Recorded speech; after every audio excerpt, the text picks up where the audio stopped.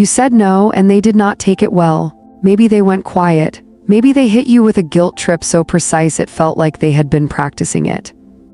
Maybe they kept asking, kept pushing, kept reframing the request until you started to wonder if you had been unreasonable.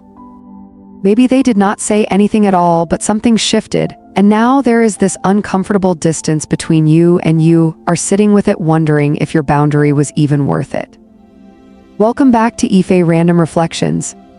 Week 3 of Teach Me How, and last week we talked about people pleasing, about the cost of always saying yes, about giving yourself permission to take up space.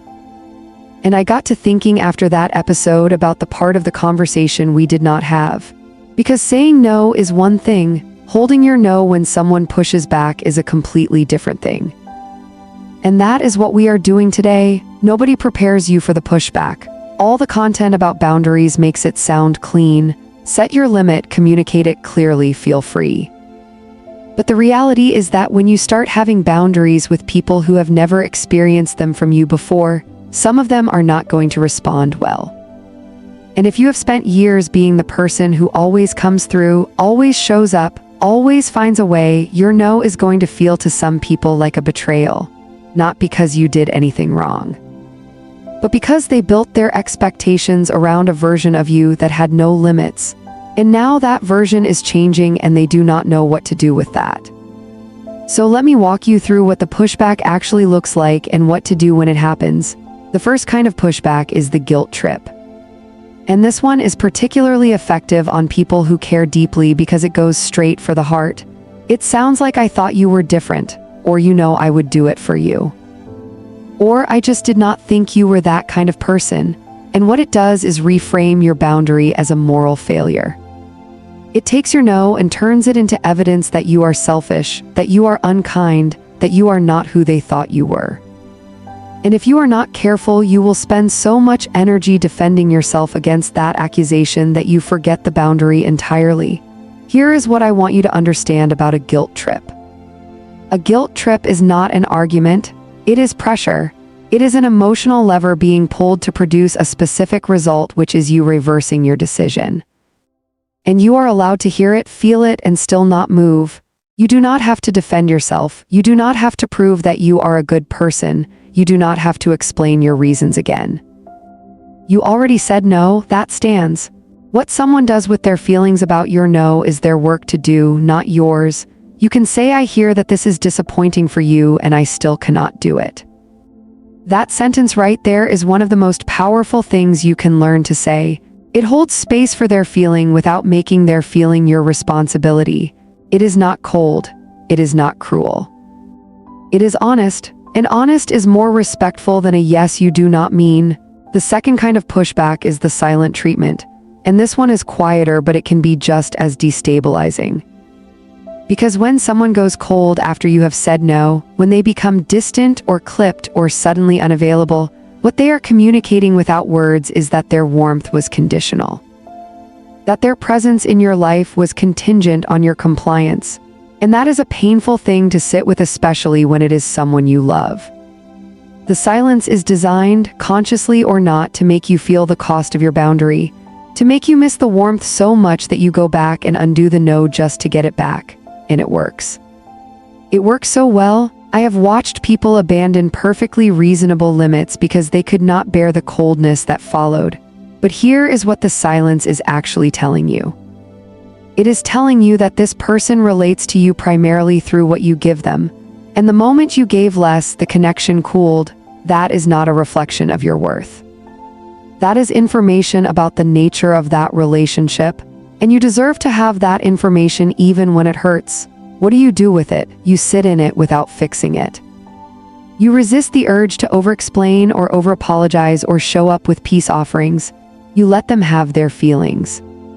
And you watch what they do with those feelings when you do not immediately rescue them from the discomfort. Some people will come around, some will not. But either way, you will know something true about that relationship that you did not know before. The third kind of pushback is the one that feels the most exhausting. The person who keeps asking. Who reframes the same request 3 different ways, hoping a different version of it will get through. Who brings it up again a week later as if your no had an expiry date? Who involves other people or adds context or makes the stakes higher hoping that this time the pressure will be enough to make you fold?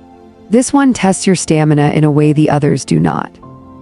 Because it is not one moment of discomfort, it is repeated moments, and every time it comes back around you have to choose your no again. And choosing it gets harder each time, not because it is wrong, but because you are tired. The most important thing I can tell you about this is that you do not have to keep explaining. The first time you said it, you gave a reason. That was generous of you. You did not have to. The second time they ask, you do not owe a new reason. You do not owe a longer explanation or a more convincing argument. You already answered. A repeated no does not need new evidence. It just needs to be repeated. I already answered that. My answer has not changed. Short, clear, and said without apology, because here is what happens when you keep explaining. Every explanation is an opening. Every reason you give is something they can argue against, work around, or use to find the exception. When you stop explaining and simply restate, you remove the negotiation entirely. There is nothing to push against, there is just the answer. I want to say something about the fear underneath all of this.